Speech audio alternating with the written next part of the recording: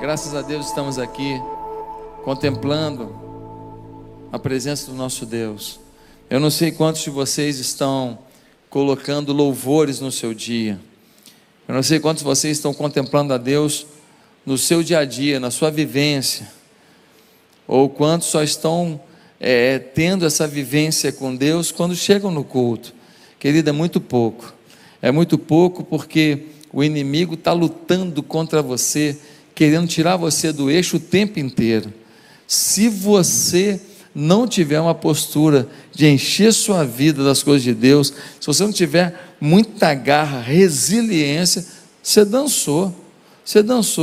As tentações estão de todo lado, as afrontas de todo lado. Você sai, um dia desse, um camarada do iFood fez uma barbeiragem danada lá, eles cortam assim pela direita, né? Você está com o carro aqui, ele te corta pela direita, pelo cantinho, onde não pode, tudo. Aí ele parou, ainda falou uns desaforos para mim ainda. O meu sangue subiu, tem que ser honesto. Meu sangue subiu. Quase que eu falei que ele era bobo, quase. Você é bobo, né? Xingamento de crente, bobo, né? Então, gente, a gente não sabe de onde vai vir uma afronta, de onde vai vir uma tentação, de onde vai vir uma oportunidade para a gente perder o foco. Todo dia que você sai de casa, você sai para um desafio. Você precisa encher sua vida de Deus. Eu acordo de manhã, né? Eu boto uns louvores lá, né? Digno é o Senhor, né? O Senhor é imutável, é invencível, né? Os reinos vêm e vão, o seu trono acima está. Poxa, isso lembra quem é Deus e quem eu sou diante dele, né? Desse tamanhozinho perto dele. Aí eu falo, se eu sou desse tamanhozinho, diante de Deus, o meu problema é menor que eu, então o meu problema é pequititinho, microscópico diante de Deus, sim ou não? Porque nenhum problema que a gente tem é maior do que a gente. Você tem uma vida, a sua vida vale mais que qualquer problema que você tem, então nenhum problema é mais valioso que você. Você tem uma dívida de 100 mil reais, aí você tem na conta 200 mil reais, deixa eu te perguntar, o que é maior? A minha conta é maior que a minha dívida, eu tenho como pagar minha dívida, beleza? Quanto vale a sua vida? Quanto vale a sua vida? A sua vida vale o preço de um Cristo morto na cruz. A tua vida é de valor incalculável. Então, nenhuma conta, nenhum problema é maior do que o que você é. Você precisa se enxergar como Deus te vê. Agora, se você ficar longe de Deus, vacilando, pisando na bola, escorregando no quiabo, sei lá o que, aí você não vai perceber quem você é, quem Deus é, e você vai fugir da vontade de Deus. Aí fora da vontade de Deus, a dor. Não há dor porque Deus te detesta, não. Há dor porque você está comprando uma consequência. E a dor também porque às vezes é a única maneira de você entender que você precisa voltar para o caminho que você estava. Hoje, eu quero ler um texto com você sobre o Espírito Santo e fazer algumas afirmações, 3 afirmações importantes. Abra sua Bíblia em Atos capítulo 3. Atos capítulo 3.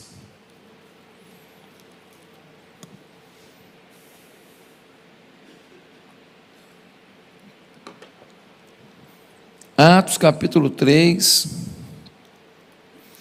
do versículo 1 ao versículo 12, nós lemos assim: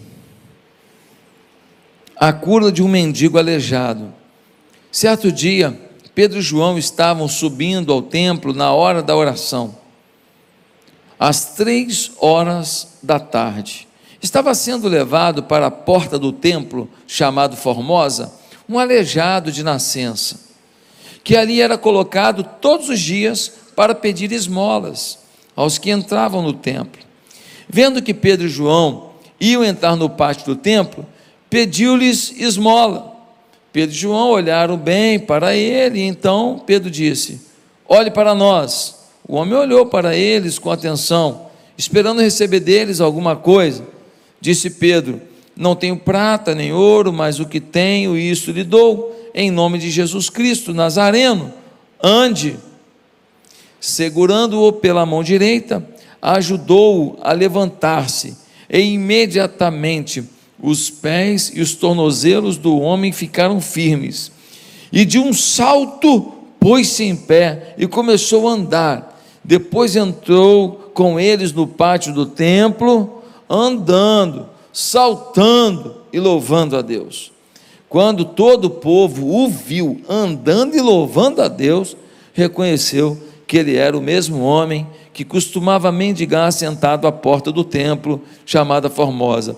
Todos ficaram perplexos, todos ficaram, e muito admirados com o que lhe tinha acontecido. Apegando-se o mendigo a Pedro e João, todo o povo ficou maravilhado e correu até eles, ao lugar chamado Pórtico de Salomão. Vendo isto, Pedro lhes disse: israelitas, por que isto os surpreende? Por que vocês estão olhando para nós, como se tivéssemos feito este homem andar por nosso próprio poder ou piedade? Queridos, já aconteceu de alguém estar planejando uma festa surpresa para você? Festa surpresa. Aí alguém te liga e fala assim: ó, não vou poder ir na tua festa não. Já aconteceu? De um sem noção, que falaram com ele, falaram: ó, vai ter uma festa surpresa para o fulano, dia tal, tal hora, e o cabeçudo, ele vai, liga para se desculpar, que ele não pode ir, não vá, não vá, mas ele se desculpa, e aí o que acontece? Acontece que ele acabou com a surpresa, acabou com a surpresa. Uma vez me fizeram uma surpresa, era meu aniversário, a igreja estava no começo, sim, 1 ano de igreja, mais ou menos, ou talvez nem isso, e aí eu estava dormindo no meu quarto, tranquilão, dormindo. Eu morava no Nova Ipanema, num apartamento que me cederam para morar lá.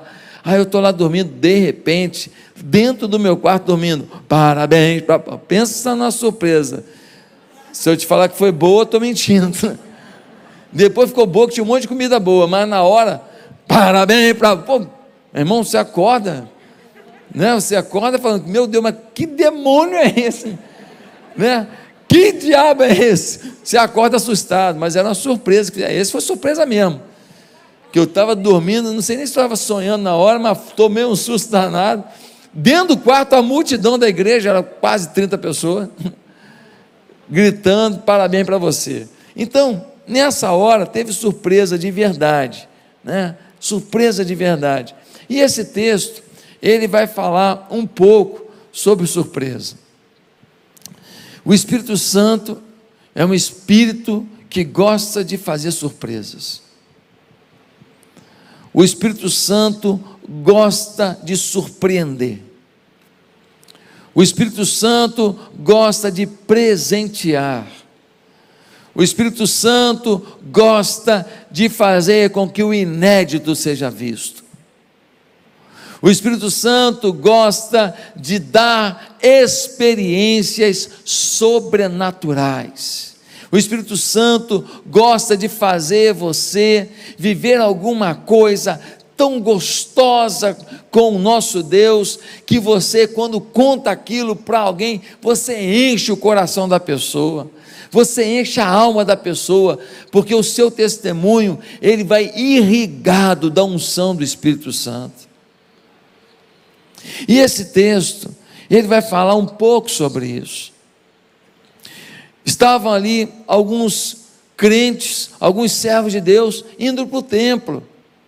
Os judeus tinham o costume de orar 9 da manhã, 3 da tarde ao pôr do sol, 18 horas. 3 vezes por dia, pelo menos, eles iam ao templo, oravam, depois voltavam para os seus afazeres. E Pedro e João estavam indo também. Não abriam mão da oração com a igreja. Há muitos que acham que podem ser super crentes sem igreja, sem templo, sem convivência, sem pastor, sem liderança. Mas Pedro e João, eles estão indo para o templo. É inaceitável alguém achar que pode cumprir todo o propósito de Jesus sem a igreja de Jesus. Tem gente que acha isso. E tem gente que é tão sem noção sobre isso. Eu conheço pessoas que já passaram pela nossa igreja, já tinham passado por 2, 3 aqui na região antes de chegar aqui. Depois daqui já estão na 2ª, 3ª, 4ª, 5ª igreja, sei lá quantas igrejas já passaram. E aí você me pergunta, pastor, mas nenhuma igreja presta para eles. Nenhuma igreja, porque eles se acham independentes demais, eles se acham importantes demais, eles se acham suprassumo demais, conhecedores demais. Então não tem pastor que atenda a demanda de tão super crentes assim. Eles fazem parte da Liga da Justiça, eles tomam café com o Super-Homem, eles almoçam com a Mulher Maravilha, Batman, Hulk. Eles são sobrenaturais. Sansão é fichinha para eles. Gente assim não se encaixa em família nenhuma e não cresce, porque a humildade que a gente tem que ter para receber é que faz a gente ter muita sabedoria para dar. Meus amados irmãos, é nesse contexto que Pedro e João estão indo para o templo, que eles encontram um homem aleijado. Um homem aleijado naquela época é um homem lascado, não tem como arrumar emprego, não tem calçamento para ele se deslocar para lá e para cá, não tem condução para levar ele para lá e para cá, ninguém dá emprego para o cara, tudo depende de muito esforço físico. É uma sociedade agropastoril, de alguns profissionais muito braçais, é o ferreiro, é o carpinteiro, é o construtor, não tem como trabalhar home office, tecnologia, não tem como. O cara que é aleijado naquela época, ele não tem como avançar. Então umas pessoas pegavam gentilmente esse moço e botavam na porta do templo. Quando o pessoal ia para a oração, encontrava com ele lá. E o que ele fazia ali? Pedia esmola. Dá um dinheiro aí, me dá um dinheiro aí. Vou comprar o pão com mortadela e Coca-Cola. É bom demais, não é? Vou comprar o pão com mortadela e Coca-Cola. Vou almoçar isso aí. Vou garantir o básico para alimentar o meu estômago aqui. É o que tem. Então, por favor, se vocês puderem me ajudar e eu puder comer um pãozinho com um cafezinho, está bom demais. Me ajudem. Mas qual é o seu sonho? Não tem sonho. Qual é o seu projeto? Não tem projeto. Você pensa em casar, mas como? Você sustentar como uma mulher? Em que resume a sua vida? A minha vida se resume em esmolar. Triste, sim ou não? Tem muita gente também que vive na igreja igualzinho, esmolando o amor de alguém, esmolando o aplauso de alguém, esmolando a aprovação de alguém. Você não vive em função do que Deus tem para você, você vive em função do que alguém gera de aprovação na sua vida. Então você não é você mesmo. Quantos casamentos que acabam porque o marido deixou de ser marido para ser um ídolo, a mulher deixou de ser uma esposa para ser um ídolo, e a relação não é uma relação de troca, de experiência de ir e vir, e ninguém vai aguentar só dar, e não receber a vida inteira. Quem está me entendendo? Hoje eu comecei com um jovem, falei, você vai chegar em casa, você vai dar atenção à Dona Maria. Falei, você vai dar atenção. Não, mas eu sou um jeito assim. Pois é, mas ela é o tempero da sua vida. Você tem um jeito assim, o jeito dela é diferente. Pois é o tempero, é o tempero. Ela que vai dar um sabor diferente nessa comida sua, que ninguém quer comer não. Essa comida aí, sem sal, ela é o tempero. Você vai ser melhor, você vai ser uma pessoa muito melhor, se você tiver o tempero dela. Quem está entendendo? Amém? Então, você não pode viver em função da aprovação dos outros. Você precisa entender o que Deus tem de sonho, de plano, de projeto para a sua vida, independente de qual foi sua história, de quais foram suas perdas, de quais foram as suas dores, e de quais foram os seus erros, e os seus pecados, e as suas maldades. Quem está em Cristo? New life is, né? Nova criatura é. As coisas velhas, eis que tudo se fez novo. Agora, gente, nesse texto aqui, a gente tem, nessa ida de Pedro e João para o templo, algumas conclusões sobre o relacionamento do mundo com a igreja e da igreja com o Espírito Santo. Aqui tem relacionamentos envolvidos. O relacionamento do mundo com a igreja, porque estavam ali indo para a igreja. E o relacionamento da igreja com o Espírito Santo. São duas relações que são atingidas por esse momento. E eu queria falar para você hoje, que no versículo 1 nós vemos assim, olha só. Certo dia, Pedro e João estavam subindo ao templo na hora da oração, às 3 horas da tarde. Qual é a conclusão que eu tiro aqui? A primeira conclusão na relação do mundo com a igreja e da igreja com o Espírito Santo é que é inadmissível que um cristão não viva grandes expectativas com Deus. É inadmissível que um cristão não viva grandes expectativas com Deus. Pastor, eu não vi isso no texto, não, só falou que Pedro e João estavam indo na hora da oração, para o culto de oração, e que eles faziam isso todos os dias. Que história é essa? Que o texto está dizendo que eu tenho que ter grandes expectativas com Deus. Talvez você diga isso. Aí eu te pergunto, por que orar? Eles estão indo ao tempo para orar. Por que orar? Orar por quê? Porque tem lanche depois? Orar por quê? Porque não tem o que fazer? Por que eles oravam tanto? Por que eles estão indo para o templo todo dia para orar? Para passar o tempo? Para cumprir um ato religioso repetitivo e vazio? Para mostrar respeito à religião? Claro que não. Eles oravam por alguns motivos. Primeiro, porque eles eram gratos a Deus pelo que tinham. Quem não ora é ingrato. Deus quer ouvir da tua própria boca a tua gratidão pelo dia de hoje, pela tua vida hoje, porque tem gente que hoje não pôde estar aqui, talvez esteja preso lá numa UTI, entre a vida e a morte. Eles oravam porque eram gratos a Deus, mas eles oravam porque queriam mais do Espírito de Deus, intimidade. Quem ora quer mais de Deus, quem ora quer aprender a dialogar com Deus, quem ora quer aprender a ouvir a voz de Deus, quem ora quer aprender a ser submisso a Deus, quem ora quer perceber o que o Espírito de Deus está dizendo, quem ora quer sintonizar a própria vida na frequência do céu. Se você não ora com essa expectativa, você ora errado.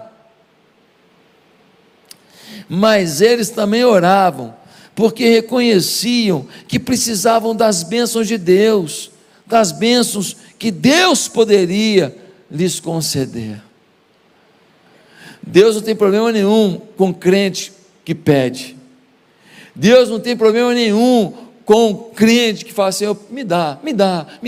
Deus não tem problema com filho que pede. Isso não é problema para Deus. Quando alguém fala assim, pastor, tem pedido de oração? Não tenho nada para pedir, só para agradecer. Eu falo, coitado, coitadinho. Primeira coisa que ele deveria pedir é um pouco mais de humildade,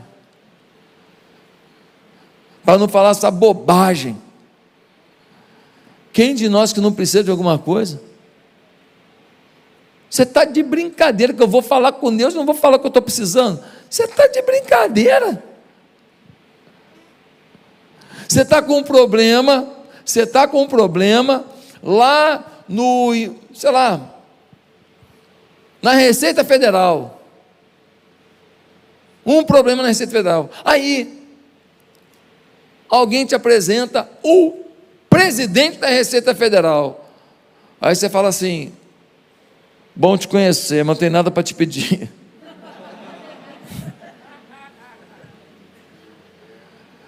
Você tem um grupo de pessoas passando dificuldade para comer. Você não tem dinheiro para dar comida para aquele povo todo. Aí você conhece o dono do maior mercado da cidade. Aí fala assim: você está precisando de alguma coisa? Você fala: não tenho nada para te pedir, só agradecer. Não é ridículo isso? Se você chegou diante de alguém que pode atender a sua demanda, você tem que pedir. Você tem que pedir. Gratidão, comunhão, dependência de Deus. 3 coisas na oração. Gratidão pelo que Ele te deu. Comunhão, porque antes das coisas você tem que querer Ele. E dependência, para saber que dele podem vir as coisas que são necessárias para a sua felicidade e para a sua missão de vida. Querido, é impressionante como nos conformamos com perdas, com filhos fora da igreja, com maridos não convertidos, com empresas fracassadas, com prejuízos na vida, com corações insensíveis, com trairagens na nossa história. Nos acostumamos a não ouvir Deus e a fazer as coisas sempre por nossa frágil percepção. Isso não é inteligente. Quando a gente ora, a expectativa tem que ser grandeza, gratidão, comunhão, intimidade e dependência para viver o melhor que for possível para a nossa história. Pastor, eu tenho uma vida estragada. É mesmo? Qual é a sua vida? Eu muito nova engravidei. Casei com um cara que me batia, me machucou. É mesmo? E aí? Aí eu vivi com ele 10 anos. Ele botou faca na minha cabeça, botou revólver na minha cabeça. Vivi um inferno. E aí? Aí depois disso aí eu comecei a me drogar. É mesmo? É. E depois me prostituí. Pô, pensa na história ruim. Sim ou não? Aí ela fala para mim assim: pois é, pastor, essa é minha vida. O que eu vou falar para ela? Falar: e aí? Ela vai falar: e aí que, eu tenho um monte de trauma, um monte de marca. Eu sou sozinho, eu crio meus filhos sozinho, minha vida é uma tragédia. Eu vou falar: e aí? Ela fala: mas como assim? Qual é o e aí que o senhor está aí? E aí?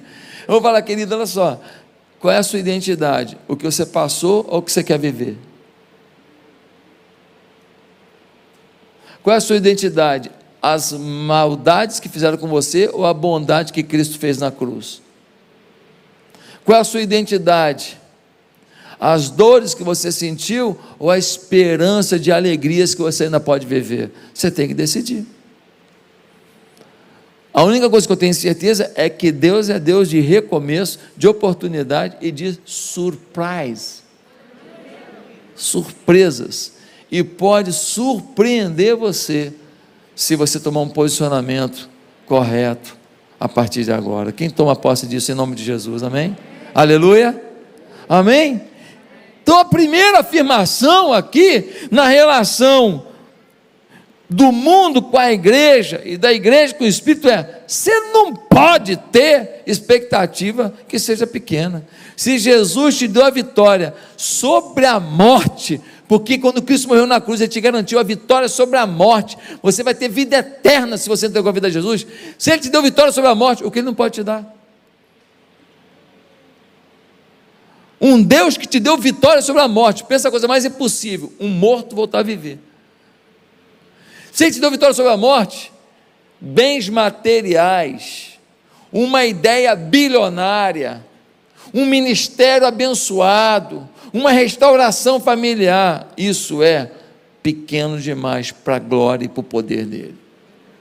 Segundo lugar, no versículo 2, a gente lê um trecho que me dá mais uma conclusão sobre essa relação do mundo com a igreja e da igreja com o Espírito Santo. Olha o versículo 2, diz assim: estava sendo levado para a porta do templo, chamada Formosa, um aleijado de nascença, que ali era colocado todos os dias, para pedir esmolas aos que entravam no templo. Querido, Por que não botou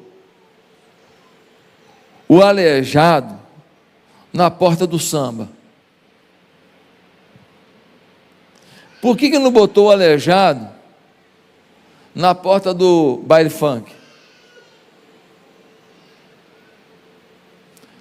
Por que não botou o aleijado na porta do cassino?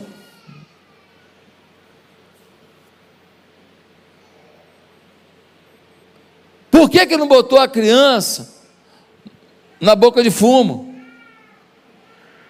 O aleijado na boca de fumo. Eu estou confundindo as coisas. Perdão. Essa virou meme. Por que não botou o aleijado na boca de fumo? Sabe por quê? Porque na porta da igreja a expectativa do mundo é que tenha gente generosa. Porque o mundo olha para a gente e a expectativa é que aqui vai ter bondade, aqui vai ter carinho, aqui vai ter ajuda, aqui vai ter amor. Eles botavam o aleijado na porta do templo porque eles sabiam que quem vem para o templo é gente que quer coisa com Deus. Gente que quer coisa com Deus faz o bem para quem precisa. Ô gente, leva a criança lá fora um pouquinho só, depois volta, por favor. Está entendendo? A expectativa do mundo em relação à igreja é que aqui vai ter gente boa, gente honesta, gente correta, gente digna, gente amorosa, gente generosa. Essa é a expectativa do mundo. Não se deixe enganar. Quando você diz que você é cristão, a expectativa sobe o sarrafo sobre a sua vida. Aonde você pisar, tem expectativa. Aonde você for, tem expectativa. Ah, eu acho que não. Eu faço na minha vida o que eu quiser. Aquela época, querido, não tinha fisioterapia para aleijado, não. Não tinha programa de incentivo ao deficiente, não. O paralítico precisava de ajuda, senão ele morria de fome. E aí, os amigos dele botavam ele aonde? Botava perto das pessoas que tinham um mínimo de temor a Deus.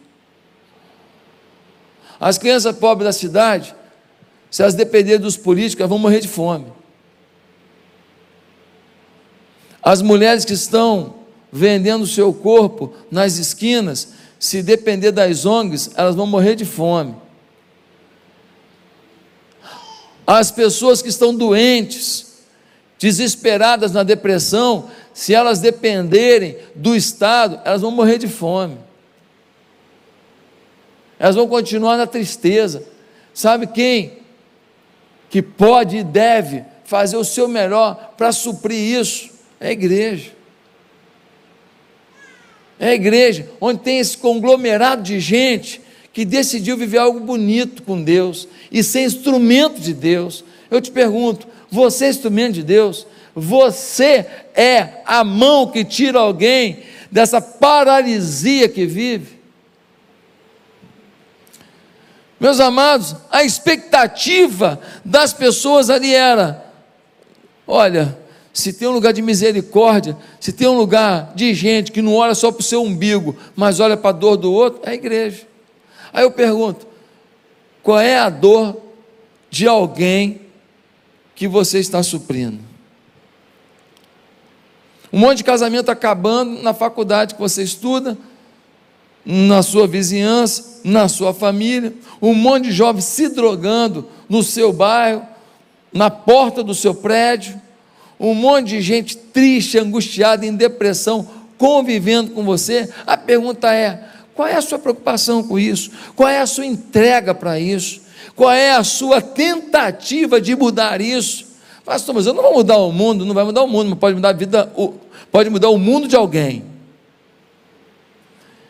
E se cada um aqui mudar o mundo de alguém, só na nossa igreja, que nós somos mais de 17 mil membros, nós vamos mudar o mundo de 17 mil pessoas. Só que essas pessoas mudadas podem mudar o mundo de outras 17 mil. E aí o efeito cascata vai acontecer, a multiplicação vai acontecer, e nós vamos ter uma transformação social incrível na nossa cidade. Sabe qual é o problema? O problema é que a gente não está nem aí para os outros mesmo. Que isso, pastor? Eu sou bonzinho. Eu sou bom, pastor. Sou legal, pastor. Você é legal? O que você faz de extraordinário pelas pessoas? O que você faz de extraordinário? Qual é a sua entrega? Qual a sua entrega financeira? Qual a sua entrega espiritual? Qual a sua entrega de trabalho? Qual a sua entrega de preocupação? Qual a sua entrega para que o mundo de alguém melhore? Eu estou muito orgulhoso. Essa semana começou a nossa creche a funcionar. Não sei se você me segue no Instagram, se for no meu stories lá, você vai ver lá eu brincando com as crianças lá, coisa maravilhosa. Alguns meninos ali são filhos de gente que fica no sinal vendendo bala. Algumas crianças ali são filhos de mulheres que fazem faxina todo dia.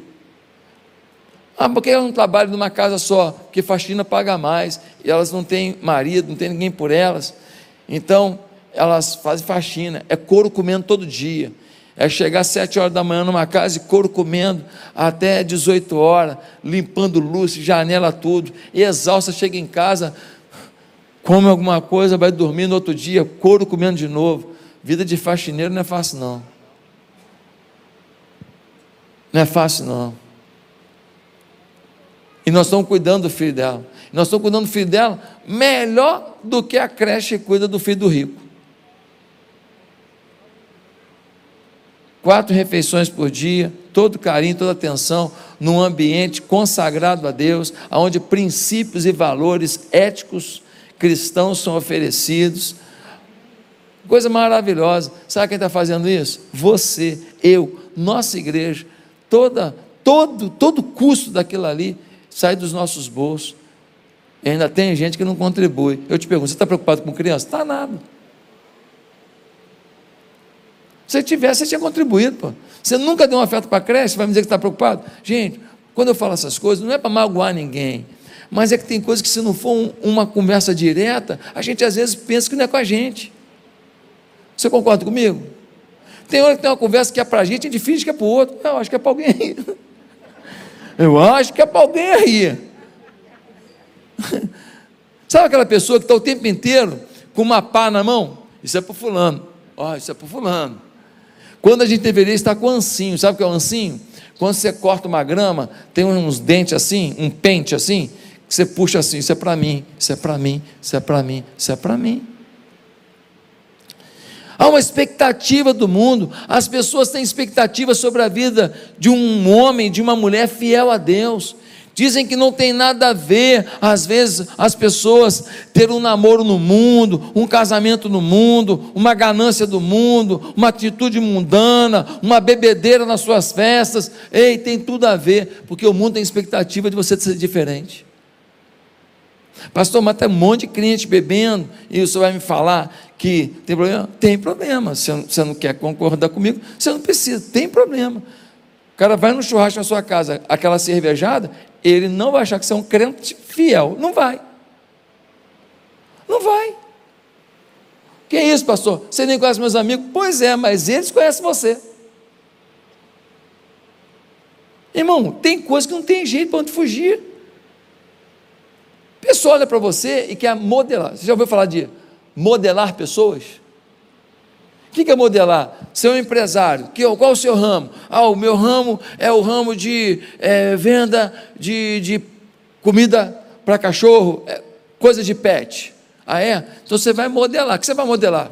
Quem são as referências de venda de pet? Eu vou modelar, eu vou ver no modelo deles o que tem de interessante que eu consigo adaptar para a minha realidade da minha lojinha pequena. Eu vou copiar uma estratégia de entrega ao consumidor, eu vou copiar uma forma de divulgar o meu produto, eu vou modelar a forma que eles divulgam na internet, eu vou modelar a forma de embalagem deles, eu vou pegar o modelo dos caras top e vou tentar fazer o melhor que eu posso, parecido com o top, que nem tudo eu consigo, porque eu não tenho dinheiro que os top têm.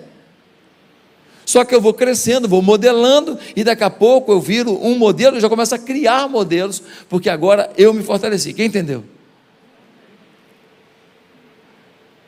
Pois é, as pessoas, elas estão procurando modelos de vida. E às vezes ela encontra um cristão que não vive como cristão. Ele até vem na igreja, ele até faz uma oração, mas ele não é um exemplo de vida. Você acha normal um cristão que enche a boca de palavrão e libera sobre a comunidade? Você acha normal? Você acha bonito? Imagina no futebol. Aí galera, pastor, caramba, pastor, depois me ensina esse, hein? Você acha bonito? Não, mas você é o pastor. Não, calma aí. Um princípio que a gente tem que entender é do sacerdócio pessoal. Todo mundo aqui é chamado para ser ministro de Deus. Uns vão ter um ofício full time e tal, mas todo mundo aqui é pastor e pastora de ovelhas. Todo mundo está aqui para cuidar e ganhar vidas para Jesus. Todo mundo está aqui para dar exemplo de vida. Todo mundo aqui está para ajudar pessoas a crescer. É o chamado de todos nós: ide e fazei discípulos. Então, se você não é modelo, você não modela. Você distorce, você estraga, você prejudica o modelo de fé que Deus quer implementar nas pessoas. Quem está entendendo? A igreja não alcançou o mundo ainda, não é porque o pecado cresceu, mas porque a vida do cristão não é coerente. Nós somos a geração mais mimada de crente da história. Nossa, que raça de crente ruim que nós estamos. Pastor, por que você diz isso? Porque tem um monte de gente que não quer pagar o preço. Já tem uns 3 ou 4 que estão me olhando e falando assim: não volto mais aqui. Não volto mais aqui. Mas eu não estou falando isso para te prejudicar. Estou falando isso porque Deus só pode confiar grandes coisas a pessoas confiáveis. Deus não me confiaria o ministério dessa igreja se eu não tivesse coragem de pregar esse sermão. A nossa igreja, quando eu comecei a pregar aqui na Barra da Tijuca, sabe o que falavam de mim? Eu vou te falar: muito conservador, muito radical. E a igrejinha pequenininha, do radical, do conservador, começou a encontrar corações que queriam viver Deus de verdade. Você. E Deus foi unindo os nossos corações. E a gente se tornou uma comunidade que começou a ser motivo de transformação na vida de muita gente.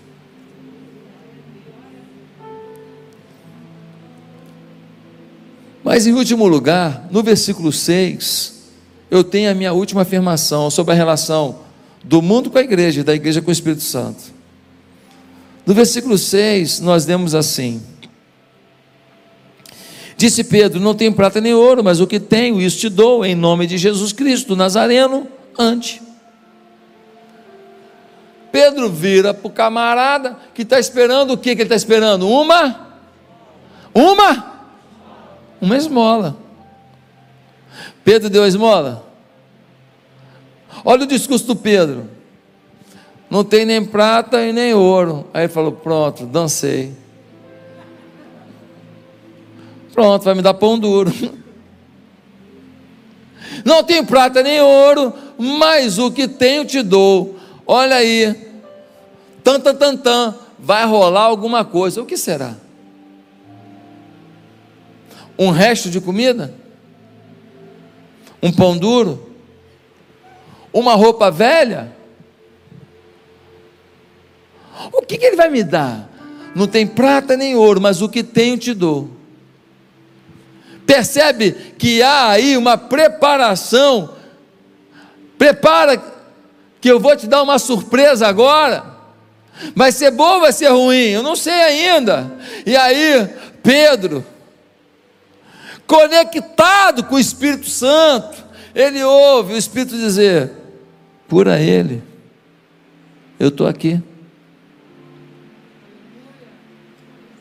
Aí Pedro vira para ele e fala assim: não tem prata nem ouro, mas o que tenho te dou, em nome de Jesus. Levanta? Não, ande. Pedro estende a mão, o aleijado pega na mão dele, porque nem sempre as pessoas vão ter força para fazer sozinho o que você pede para elas fazerem. É preciso de discipulado, de apoio, de sustentação. Por isso que aqui na igreja todo mundo deveria estar discipulando alguém e sendo discipulado por alguém. Todo mundo deveria chegar na sua cela e falar: poxa, quem vai me discipular? Por quê? Porque o discipulado é essa coisa de estender a mão e falar: cara, se eu não precisar, não importa, eu estou sempre aqui.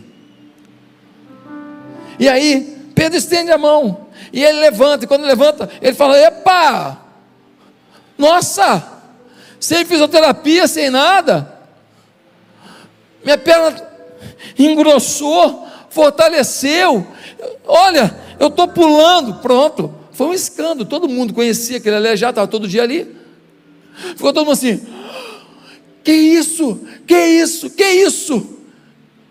E o cara vibrando e soltando e glorificando a Deus junto de Pedro e João. Por quê? Porque ele recebeu uma surpresa. Lembra da minha afirmação no início da mensagem? O Espírito adora surpresa. Ele pediu esmola, ganhou cura divina. Sabe de uma coisa? Você tem muitas expectativas que o Senhor queria multiplicá-la, superá-la. Bastaria que você tivesse a sensibilidade de Pedro para ouvir o que Deus quer fazer. O dinheiro que você precisou para fazer um investimento, para fazer a construção de alguma coisa, para empreender uma empresa nova, esse dinheiro estava em algum lugar. Deus tinha alguma direção, mas você não ouviu.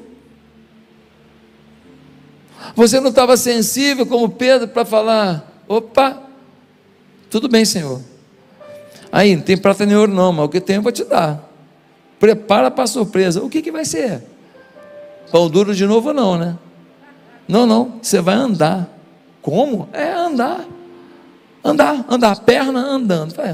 Aqui, rapaz, olha os canicinhos aqui, ó, um enrolado no outro aqui, ó. Você está doido? Falei: é agora, estende a mão, a perna. Parecia que a perna estava no leg press há 3 horas seguidas. Fortaleceu.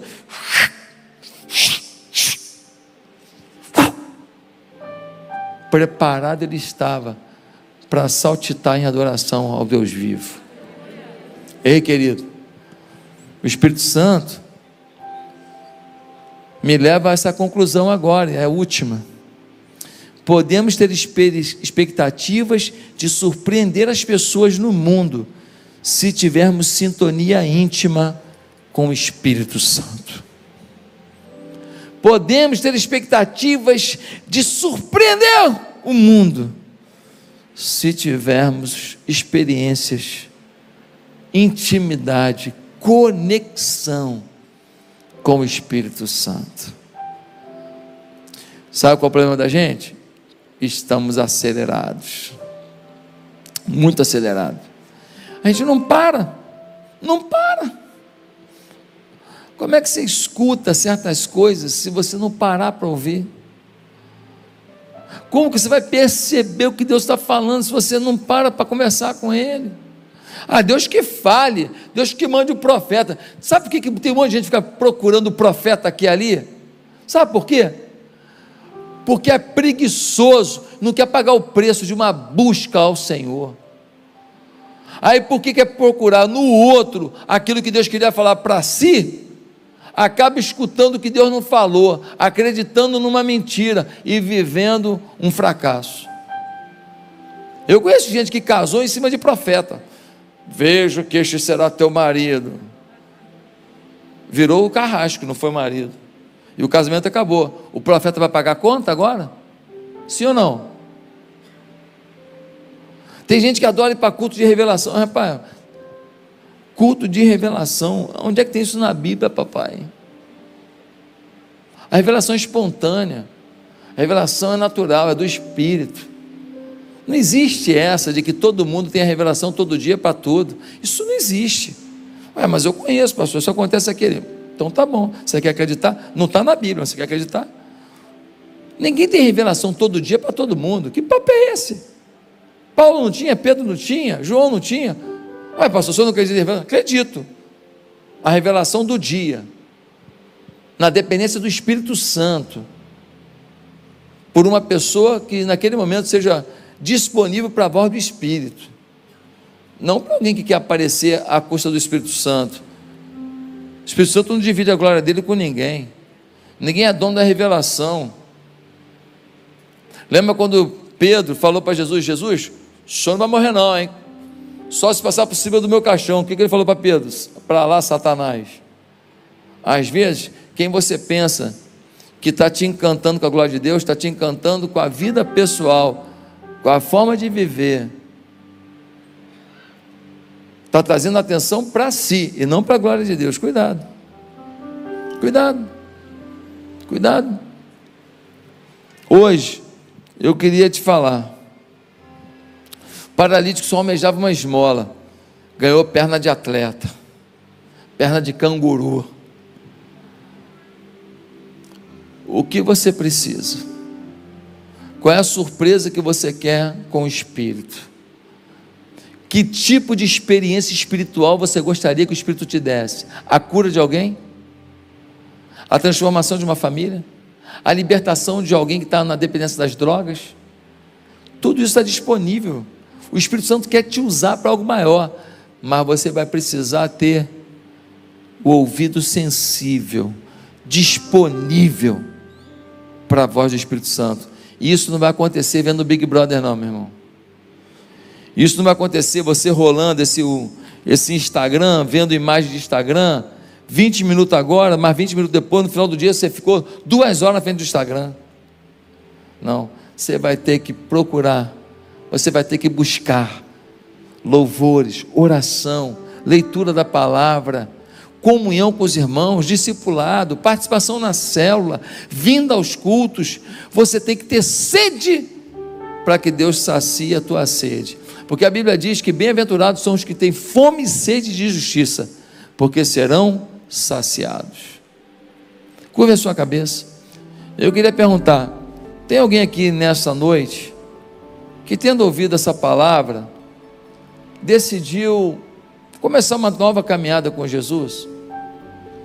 Você reconhece que não tem sido uma pessoa íntima de Deus, não tem percebido o que Deus tem dito, e não tem feito as coisas segundo a orientação de Deus, na dependência de Deus, em conformidade com Deus. Você está agindo assim pelo que você tem de feeling, pensamento, suas ideias, mas não é suficiente. Pode ser melhor, não pode? Pode ser melhor. Talvez você não orou por alguém na academia hoje, que se você orasse, aquela pessoa ia sair da depressão.